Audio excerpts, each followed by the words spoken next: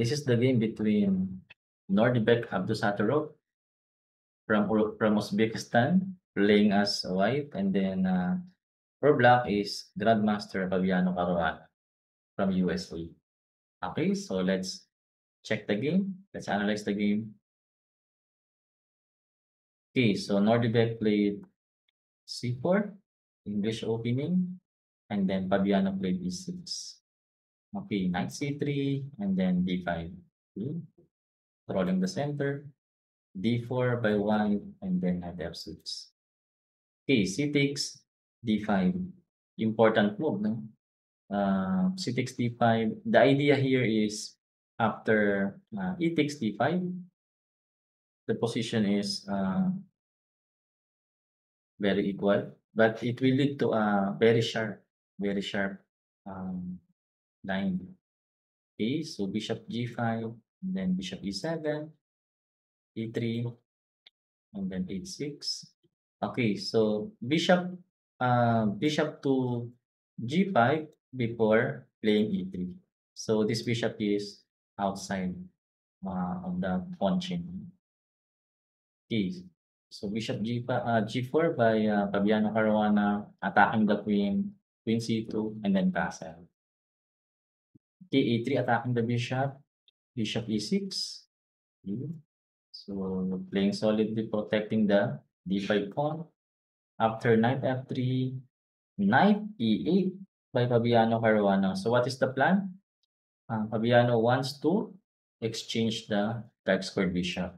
Okay, so let's see what happened on the game. Bishop G3, avoiding the exchange, and then bishop E6. Okay, so bishop D3, activating the bishop, forming a battery, aiming on the king side, and then bishop takes bishop. Okay, so the game become more interesting after bishop takes G3 because of the idea of imbalance pawn structure. So there's a double pawn here.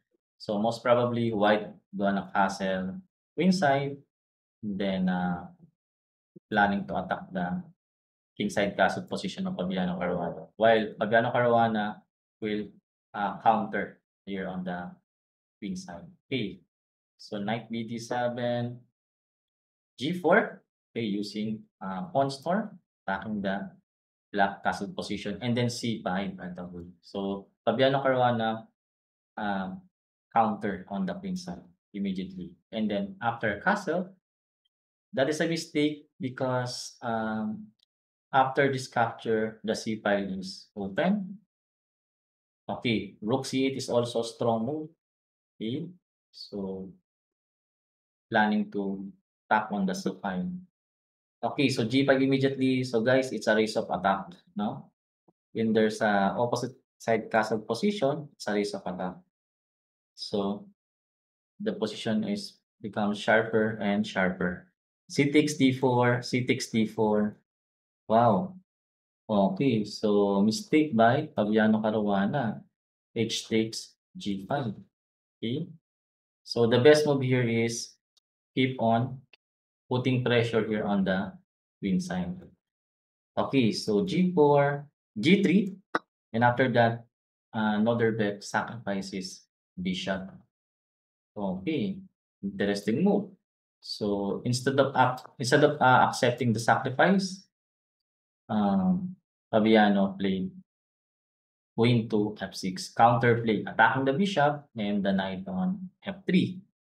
Okay, so Nordebek need to give check, and after king G7, rook to F1. Okay, so very logical, putting the rook in line with the queen on F6. So there's a possible discovery or discovered attack. And then B5 right away. Okay, what a game. Huh? There's a lot of fireworks on the board. Okay, so H4 and then B4 counterplay. Okay, so H takes G5 and then queen to F4. Important intermediate check by Fabiano Caruana. Okay, so there's a check. So there's a time for B takes C3. After king move, B takes C3, and then bishop F5. a decisive mistake by Norderbeck. Okay? Because after bishop f5, Fabiano can play rook h8. Good move. Okay? Preventing any counterplay. Rook takes h8, king takes h8, and after bishop takes bishop, and then f takes b6. Okay, this one is tricky, no? Because there's a rook h1 check, and the diagonal is open for the queen. But because of these two knights is a good defender.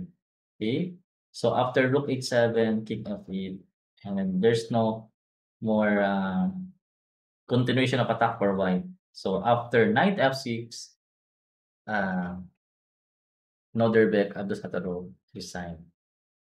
Okay, so the lesson for this game is in an opposite castle position, it's a risk of attack. So guys, make sure that when you castle on opposite side, make sure to look for any counterplay just like what Fabiano Caruana did, no? And also, while defending your while attacking your opponent's king, you need to defend also on your king side. Okay? So that's all for today. Congratulations to Fabiano Caruana. Thank you. Bye.